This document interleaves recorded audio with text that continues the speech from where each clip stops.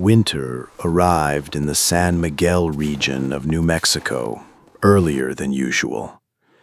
January of 1883 was merciless, as if the land itself wanted to test who was fit to remain.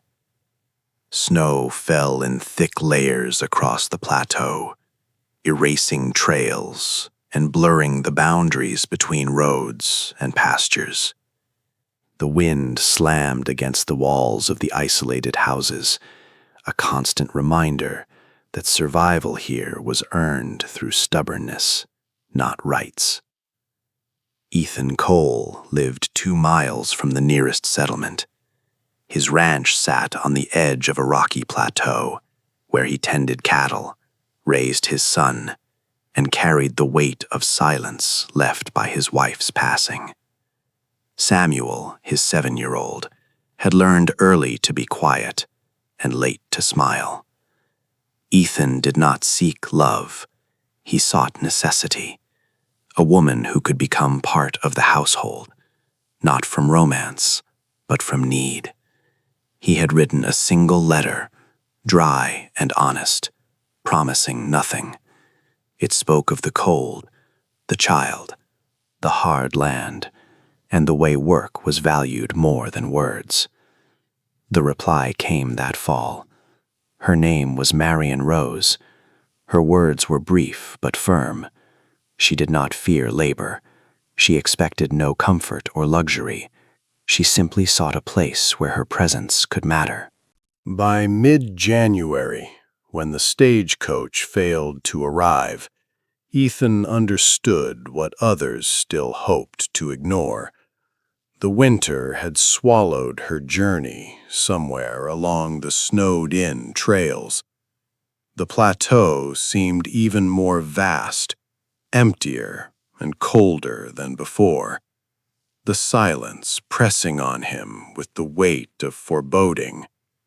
His thoughts returned to the letter in his coat pocket and to Samuel, who waited by the stove, unaware yet of the storm that had claimed the road. Ethan saddled his horse with careful deliberation, wool blankets and rope strapped to the saddle. The lantern swung at his side as he moved through drifts that rose above the knees of the horse. He did not rush, but he did not hesitate. Every step, every crunch of snow beneath the hooves, brought the ache of worry closer to his chest. The wind howled, carrying fine ice that bit through his coat and into his skin. Yet he pressed forward, eyes scanning the white wilderness. The trees leaned under the weight of snow, forming eerie corridors of white and shadow. Ethan's mind traced the faint possibilities: a collapsed wagon, a frozen path, a miracle of survival. He thought of Samuel, small and silent, waiting for a mother he had never known. Each beat of his heart reminded him why he could not turn back. Not for pride, not for fear, not for himself. Only for the promise of life waiting beyond the drifted ridges.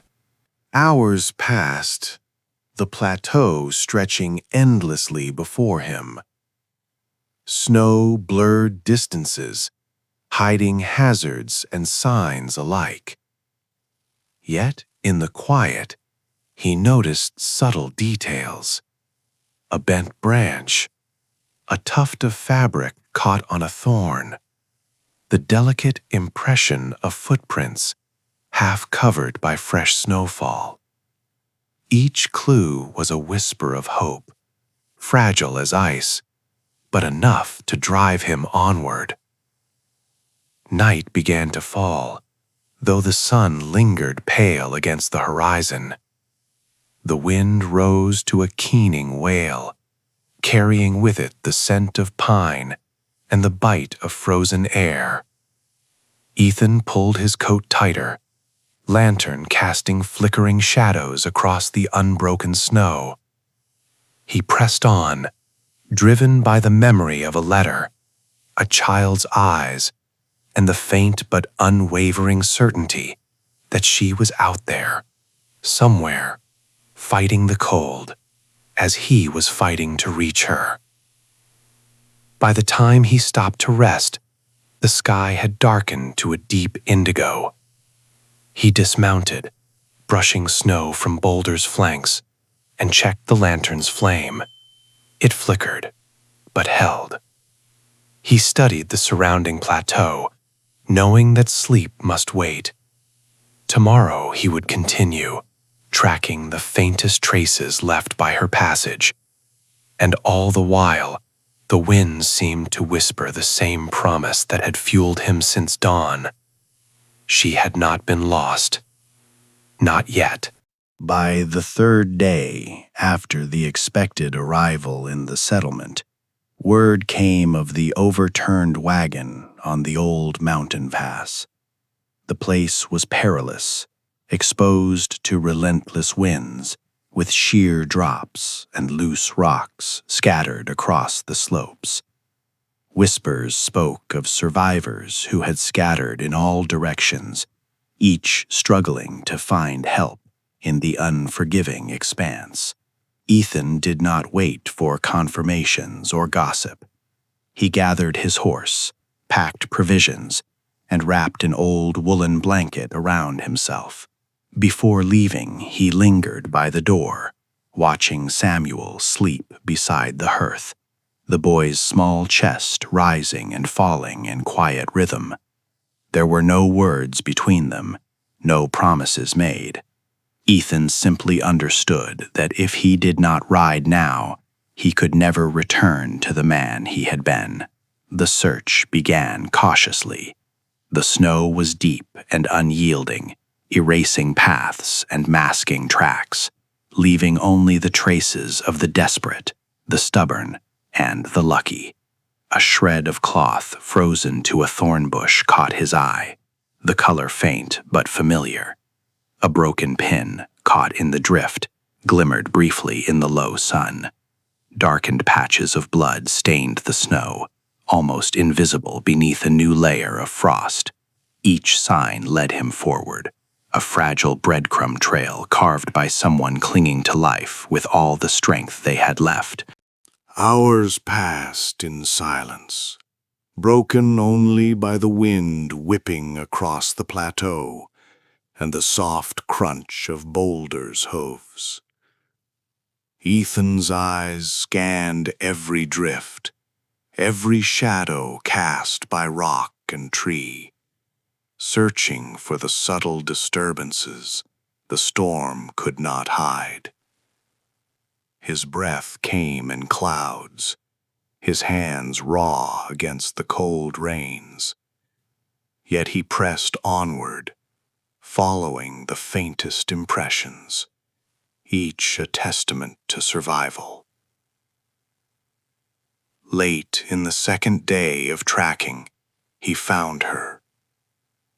Marion lay at the base of a cliff, the remnants of her coat barely shielding her from the wind. Her breath was shallow, each exhale a fragile whisper in the frozen air. Ethan's heart thudded, but he did not speak. Words were unnecessary. He moved instinctively, kneeling beside her, easing her into his arms, covering her with the woolen blanket he had carried. He pressed her close, feeling the faint warmth against his chest, a fragile pulse of life against the cold.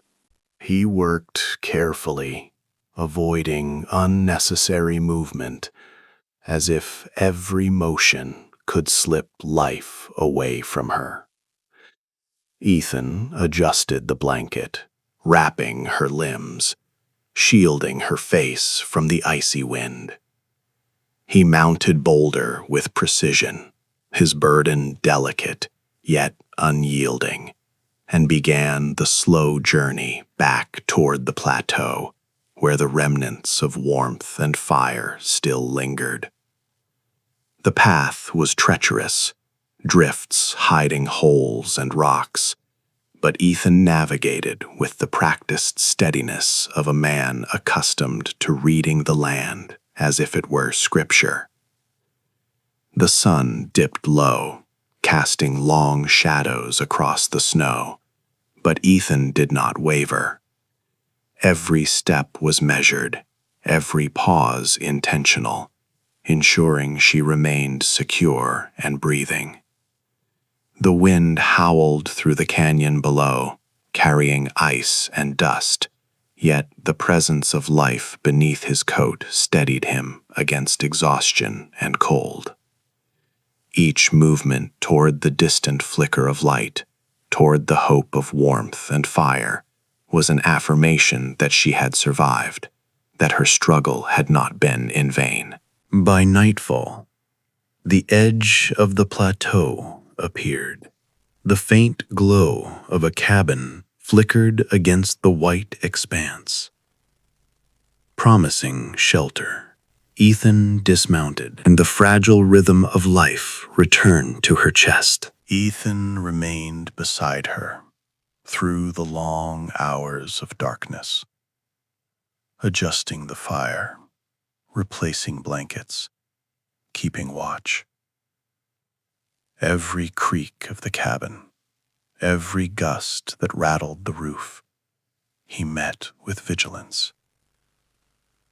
She stirred faintly, a breath, a twitch of fingers, evidence that she clung to the edge between despair and survival. In the quiet, he allowed himself a single thought.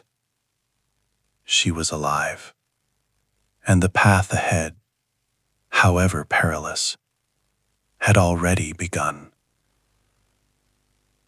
The night stretched long and cold,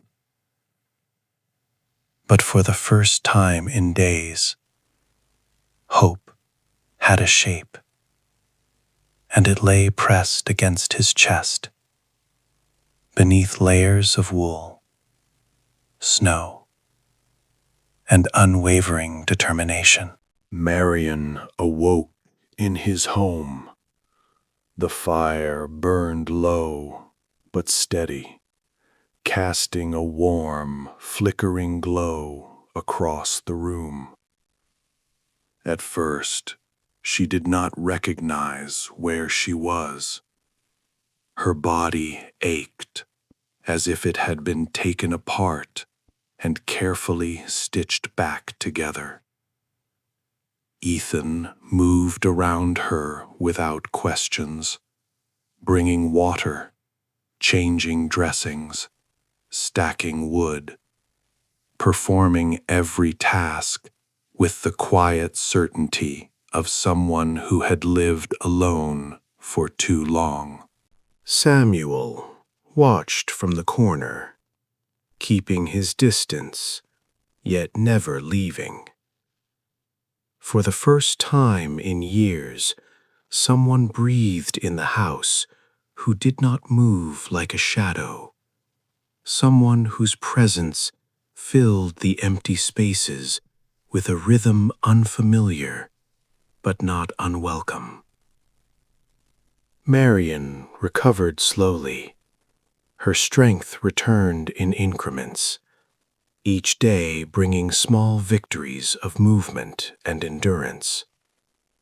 She attempted to stand, to help, to contribute to the house that had sheltered her, and Ethan silently took on the work she could not yet manage. There were no conversations about tomorrow, no plans, only the steady reality of the present. Meals were prepared and shared with quiet precision, each action deliberate, each moment unspoken but felt. They ate together, sat by the fire, the silence between them heavy with understanding and cautious attention. Glances were exchanged across the room, brief and measured, revealing more than words ever could. Samuel grew closer in those days. The boy's small presence at Marian's side became routine, listening as she read from a tattered book discovered in an old chest, her voice soft but sure. The rhythm of life returned slowly to the house, a fragile, steady beat carried in the quiet acts of care, the unspoken attention, the shared spaces warmed by fire and survival.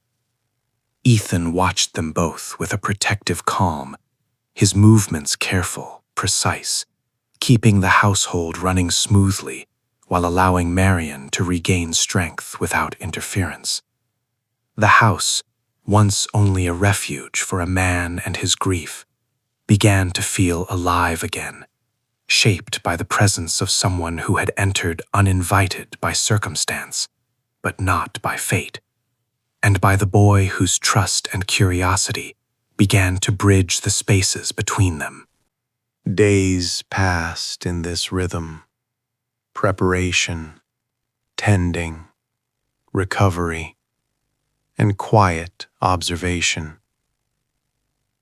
The snow outside fell in relentless waves, but inside, the fire and the gentle movements of daily life created a small world untouched by the storm.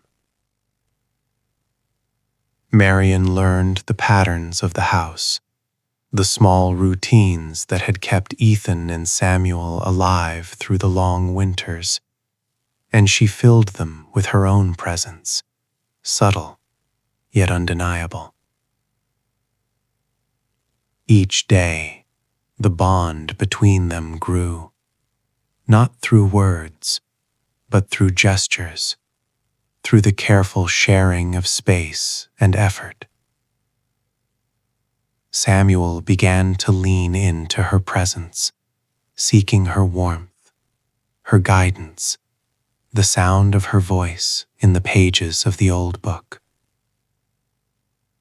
Ethan allowed the moments to unfold naturally, holding space for both, attentive to their needs without intrusion, building a quiet foundation for the life slowly taking shape in the cabin's dim light. The fire flickered through long nights, shadows dancing across walls, yet in that quiet, nameless house, warmth persisted. Marian rested, recovered, and became a part of the rhythm, her hands helping, her voice reading, her presence filling gaps that had been empty for years.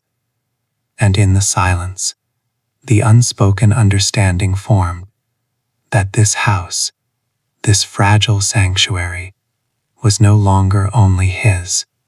It was becoming theirs, a place shaped by care, endurance, and the slow return of hope. When Marian was finally able to step outside, the whispers of the settlement began to weave their own narrative. A woman without a past, found in the snow, remaining in the house of a widower. The town's eyes followed her with cautious curiosity, sometimes shading toward disapproval. Marian felt it keenly. She moved carefully through the snow-covered paths, offering help where she could, tending chores with quiet diligence, adjusting her presence to blend into the life that had existed long before her arrival. Each morning she woke with the lingering thought that she occupied a space she had not yet earned, that her existence in the household was provisional, subject to judgment, waiting for approval she might never receive. Ethan watched her closely.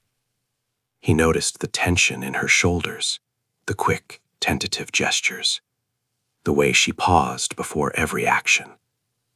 He did not attempt to soothe her doubts with words. He understood that trust was not given through assurance, but built through repeated, consistent acts. His steady presence, the reliability of his work, and the care he showed to both her and Samuel were silent proofs of a foundation that could not be dismantled by gossip or fear. The turning point arrived unexpectedly. Samuel fell ill, fever surging without warning. Panic tightened Ethan's chest as he watched the boy shiver beneath blankets, the shadows of the fire flickering across his pale face. Helplessness clawed at him, sharp and immediate. But Marion did not flinch. She stayed by Samuel's side through the long night, placing cool cloths on his brow, speaking softly, though words were not required, adjusting blankets, holding vigil until dawn. Her endurance, quiet and unwavering, held the household together when it had threatened to fracture. By morning, Samuel's fever had broken, leaving only exhaustion and relief in its wake. Ethan felt a subtle shift in the air, a change that even the snow outside could not obscure. The tension that had shadowed Marion's movements softened. Her confidence grew imperceptibly with each small success. Her presence no longer merely tolerated, but quietly acknowledged as part of the household's rhythm. The settlement's murmurs persisted, but within the walls of the house, they mattered less. Marion's strength and diligence had earned silent recognition, not through words, but through the proof of action. Ethan observed the subtle relief in her posture, the calm that replaced her earlier hesitations, the way she began to move through the household with ownership rather than caution. From that day, doubt diminished. The quiet acts of care, the shared chores, the attentive watch over the boy, they spoke more strongly than the voices outside ever could. Marion was no longer only a survivor of the snow, a stranger from another place. She was becoming part of the house, part of the life, and part of the family that was slowly, deliberately, forming around firelight, hard work, and enduring presence. Spring arrived slowly. The snow melted in strips, revealing the earth beneath, dark and fertile, already preparing for new life. The wind carried hints of warmth, but the nights remained crisp, a reminder that the land still demanded respect and endurance. Marion moved through the fields with a quiet determination, her hands learning the rhythm of the soil and the livestock. She carried water, fed the animals, swept the floors, and guided Samuel through letters and numbers, his small hands fumbling over words that began to make sense under her patient watch. The house, once hollow and still, now breathed with motion, footsteps, and low murmurs. Yet beneath the steady work, a subtle tension grew. Marion knew she could leave at any moment. Her presence was not bound by contract, promise, or affection. Her journey had been voluntary, her stay conditional. Each evening, as she settled near the fire after tending chores, a small unease lingered. The thought of walking away, of disappearing into the expanse of plains and canyons beyond, shadowed even the quietest moments. She wondered if she truly belonged, if she was capable of staying where her past was nothing but a void, and her future uncertain. Ethan observed her, quietly attuned to the subtle shifts of her expressions and posture. One afternoon, as he repaired the fence along the edge of the pasture, he realized the thought of her leaving was unbearable. It was not the loss of help with chores, not the absence of guidance for Samuel that tightened his chest. It was the loss of the home itself, the warmth that had returned to the walls, the steady pulse of life and purpose that her presence had quietly restored. The house was no longer merely shelter. It was alive with her energy, her care, her hands shaping it as much as his own. The choice he faced did not require words. It showed itself in actions, in the quiet space he carved for her in the daily routines. He left her a place at the table that had long been empty, setting the dishes and utensils with a care that was both practical and intimate. He repaired the old cradle in the corner, smoothing the edges, tightening the joints, even though the child it had once held no longer needed it. There was no announcement, no declaration, only the gentle insistence that she was part of this life now, woven into its rhythm. He allowed himself to imagine mornings when the sun would rise over the plateau and she would still be there, brushing snow from her coat, tending the animals, reading by the fire, her presence steady and unbroken. He imagined evenings when Samuel would run to her side with questions, small victories, or the latest mischief, and she would answer with patience and care. Dreams that had once been solitary, filled with longing and labor, now included her silhouette in their contours. Marian noticed the subtle assurances too. She felt the change in Ethan's gaze, the way he moved around the house with quiet attentiveness, the way he anticipated her needs without interruption, without speech. Slowly, without realization at first, the unease softened, replaced by a sense of tethering, of belonging that had nothing to do with obligation and everything to do with life lived together. Each chore, each shared meal, each glance toward Samuel deepened the threads that bound them to the same home.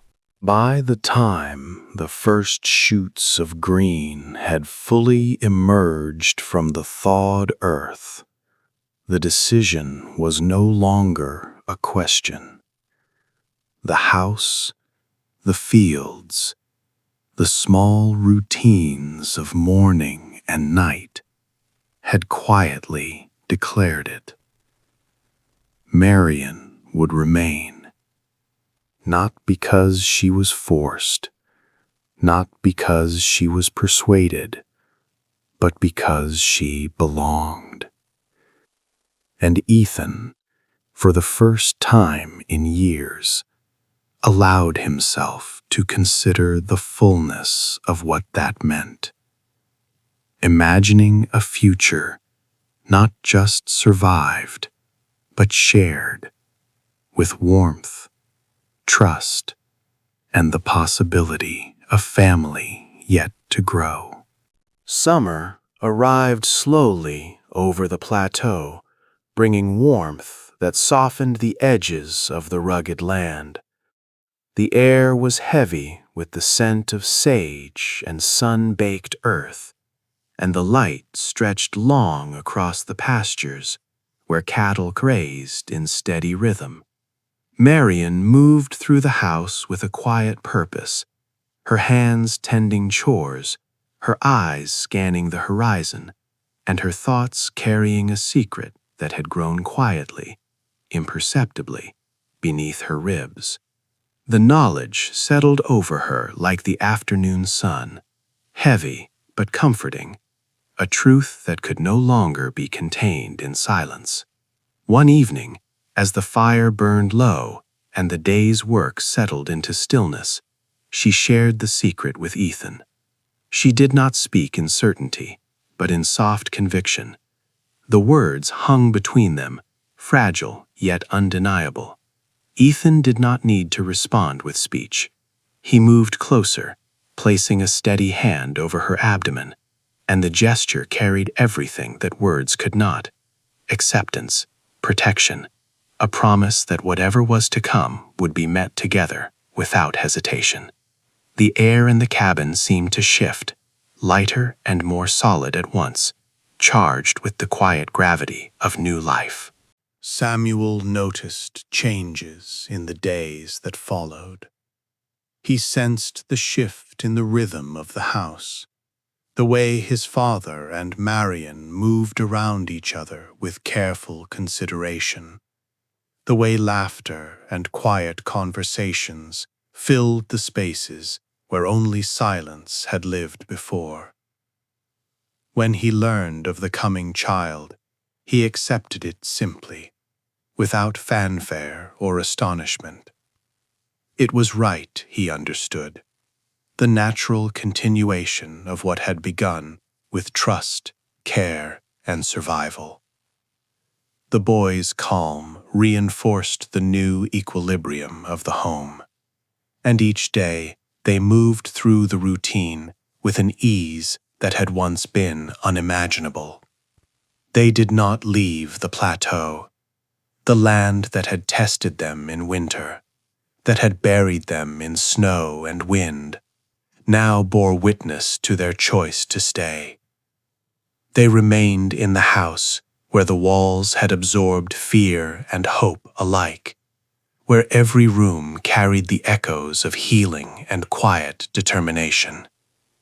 Each corner, each hearth, each familiar creak of timber was a reminder that the home itself had become a participant in their lives, a vessel for their shared endurance and devotion. The months passed in steady progression. The seasons shifted imperceptibly. The grass grew taller, wildflowers appeared along the creek, and the light changed from the harsh glare of summer noon to the warm, golden slant of early evenings. Marion moved with careful awareness of the life she carried, her hands gentle on the walls and the earth, her presence shaping the rhythms of the household. Ethan watched her with the same quiet intensity that had carried him through storms, wagon tracks, and blizzards. His love was measured not in words or declarations, but in the constancy of attention, the protection of home, and the acceptance of all that was to come. By the time the days lengthened and the nights softened, the family had settled into a new pattern. The cabin was no longer simply a refuge. It was a cradle for the life they nurtured together. Samuel played beneath the wide windows, his laughter threading through the air as Marion guided him gently, teaching lessons, sharing stories, and tending the small rituals that made the house more than walls and a roof. In the quiet moments, as suns slipped behind the plateau and shadows stretched across the floors, Ethan and Marion would sit together, the weight of anticipation mingling with contentment. The child beneath Marion's heart was a living testament to the endurance that had brought them together, the resilience that had shaped them, and the choices that had created a family from remnants of winter and solitude. Here, in this house on the edge of the plateau, they had found what they had not known to seek: a home, a family, and the certainty that love could grow quietly, without grandeur, from survival, trust, and the decision to remain. If this story has touched you, if you believe that love can flourish from endurance, quiet care, and steadfast choice, subscribe to the channel.